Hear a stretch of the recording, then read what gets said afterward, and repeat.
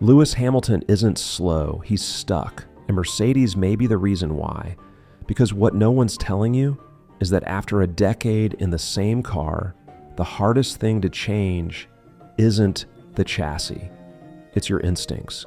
In this video, we'll reveal how a rising rookie like Isack Hadjar exposed the brutal truth behind Hamilton's Ferrari struggles and why experience in today's F1 might be a liability, not a strength. This analysis is based on real driver quotes, track data, and the psychological toll of switching teams after a decade of dominance. If you want to understand what's really holding Hamilton back and whether he can adapt before it's too late, this is the video you need to watch. Isack Hadjar grew up idolizing Lewis Hamilton, not Verstappen, not Alonso, not even Schumacher. Hamilton was his blueprint. Hadjar admits it himself. He watched onboards, not broadcasts. He studied Lewis's race management, his tire life control, his micro decisions in dirty air. He learned from the master. And now, he races him. That's already insane, but it gets better. Because Hadjar didn't come in wide-eyed. He came in with insight. And when asked about Hamilton's move to Ferrari, a move many saw as bold, maybe even historic, Hadjar dropped a truth bomb. Drivers like Lewis have habits, and changing cars after so long makes those habits brutal to overcome. In other words, Hamilton's not slow. He's stuck. He's been with Mercedes for over a decade. He hasn't had to relearn how to brake into turn 3 with a different chassis balance. He hasn't had to question how the rear snaps mid-corner with a new power unit beneath him. And now, after a decade of routine, he has to rebuild. Meanwhile, Hadjar, no habits, no muscle memory baked in. He jumped from F2 to an F1 car and said, "This is just the next thing. I adapt, that's not cockiness, that's evolution." And it begs the question, is Formula One entering an era where adaptation matters more than experience? Because Hadjar is scoring points. Hamilton still searching for the sweet spot. Let's talk about Ferrari. On paper, it made sense. Legacy plus legacy equals history. But motorsport isn't algebra.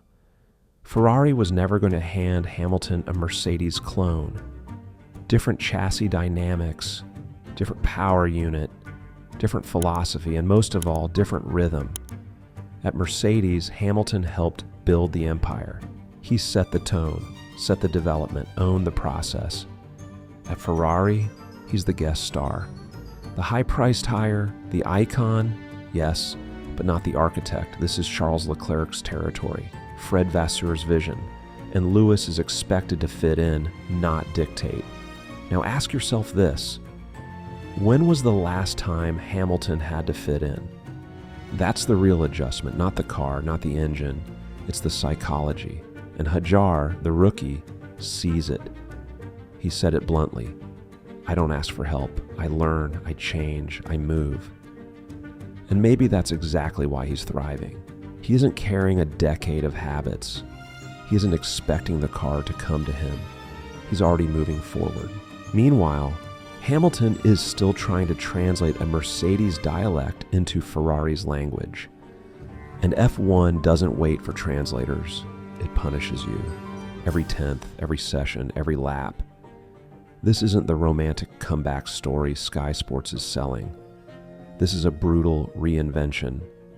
And it's not guaranteed to work, let's be honest. Hamilton's greatest asset was never raw speed. It was his clarity. His ability to feel the race unfold 2 laps ahead of everyone else.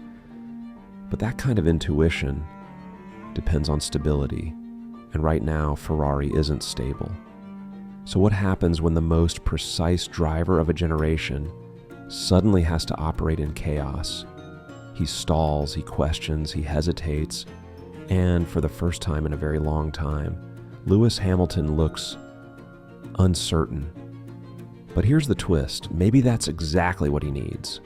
Because the only way for Hamilton to evolve again is to burn down the old version, the habits, the comfort, the assumptions, and that takes pain. frustration, humility. It's not easy, but greatness never is. So while a rookie like Hadjar may be thriving now, don't count Lewis out, because the most dangerous version of a legend is the one who realizes he has nothing left to prove and everything left to learn. This isn't just an upgrade. It's not just a new floor or a revised diffuser or a reprofiled front wing. This is Red Bull's final hand, because Helmut Marko just said the quiet part out loud. If it doesn't work, it's over. That's not how dominant teams talk. That's how wounded ones do. So why is nobody asking the obvious question? How did the most dominant car of the modern era become an understeering, curb-jumping diva that only works on 3 tracks? And what if I told you the real problem isn't the RB21 setup, it's the system that built it? Let's stop pretending this is a normal upgrade cycle. Red Bull's issue isn't just balance, it's architecture. The RB21 is a machine caught between 2 timelines, one chasing a dying 2025 title campaign, the other trying to outpace the most complex rule reset in F1 history, 2026's engine and aero overhaul. That contradiction has warped the car's DNA. Helmut Marko admitted it. The car works in a very small window. If the track suits us, it works. But if not, we're exposed. That's not just balance instability. That's design philosophy misalignment. Here's what the mainstream won't say. Adrian Newey leaving wasn't a footnote. It was a fracture. The RB21 is the ghost of Newey's ground effect masterpiece, updated by a technical team now bracing for a new engine architecture, one they don't control anymore. Red Bull Powertrains isn't Honda, and it's not Mercedes. It's still in its infancy. And when you don't trust your future power unit, you overcommit on your current aero. That's what the RB21 smells like. A car over-optimized for short-term wins in a long-term war. And it's not working. Let's talk Max. He's not panicking, because Max never panics. But listen closely to what he is saying. We have our moments, but we need to make the car faster. It's small margins. But McLaren, they're extraordinary. That's a man doing probability math. Max Verstappen is driving with 11 penalty points in a car that doesn't like curbs, can't rotate consistently on corner entry, and can't be relied on in high-deg races. Meanwhile, Oscar Piastri, the assassin with a smile, is leading the World Championship. This is not a fight Red Bull expected. And here's the uncomfortable truth. Verstappen's real opponent isn't McLaren. It's time. Because after Silverstone, maybe Spa, Red Bull will pull the plug, not just on development, on the entire 2025 championship. Marko admitted it. We'll say that's it. Time, cost cap, production delays. We'll focus on 2026 translation. If the Austria or Silverstone upgrades fail, they're conceding the title. And for the first time in 5 years, Max Verstappen will be defending nothing. Here's what nobody dares to say. If Red Bull fails to win at their home track, with new upgrades in front of thousands of orange-clad ultras, then the dynasty may have already died. Because dynasties don't die in crashes, they die in compromise. First, you justify small losses, then you start calling 4th place a decent recovery, then you stop upgrading. And just like that, you're Ferrari in 2019, or Mercedes in 2023. Mark my words, if Austria goes wrong, Max Verstappen will enter survival mode. And Red Bull, they'll shift everything to 2026. And that's when things get scary. Because Mercedes will have momentum, McLaren will have stability, Ferrari will have Hamilton.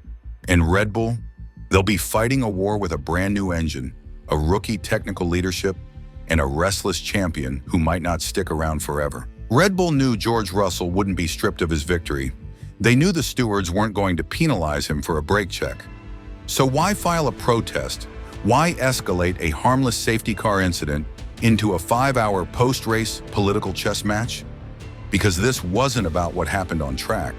It was about what could have happened off it.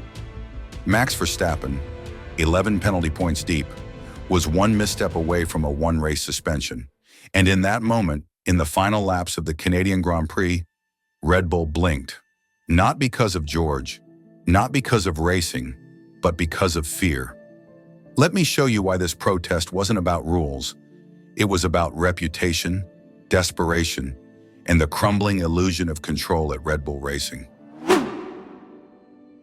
Red Bull submitted a protest against George Russell for what they called erratic driving, accusing him of trying to trap Max Verstappen into a penalty. Let's call that what it really was, a preemptive strike.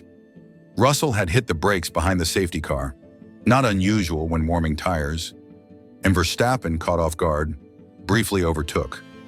Now that's a breach of Article 55.8 of the sporting regulations.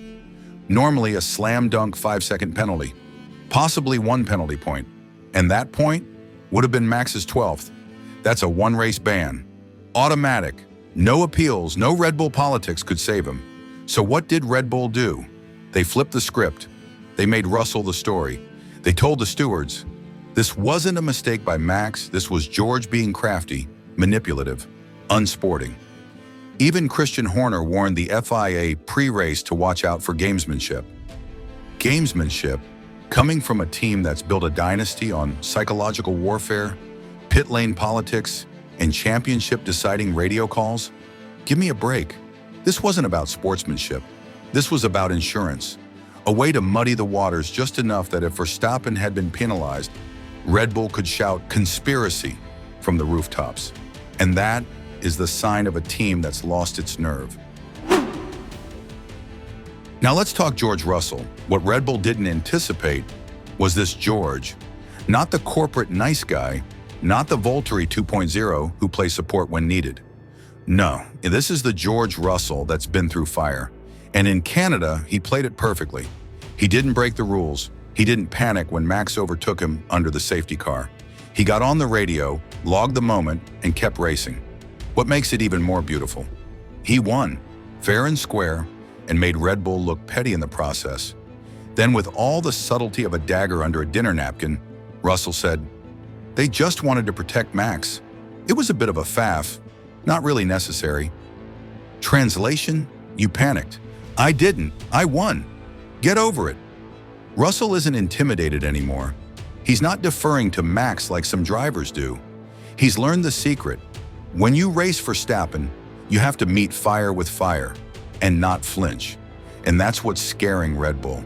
Because if Mercedes gets consistent, if Russell and Hamilton stop tripping over each other, they might become something Red Bull hasn't faced in years. A 2-car threat. This protest wasn't about safety car protocol. It wasn't about racing conduct. It was about psychological territory. Red Bull isn't just defending a title, they're defending the myth of Max's invincibility, the myth that he doesn't crack, that Red Bull is always 5 steps ahead, that nobody can touch them, even in chaos. But in Montreal, that mask slipped.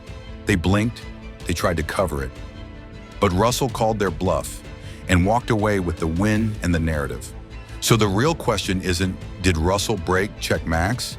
It's, how many more times is Red Bull going to flinch this season before the rest of the grid realizes the empire might not be bulletproof after all?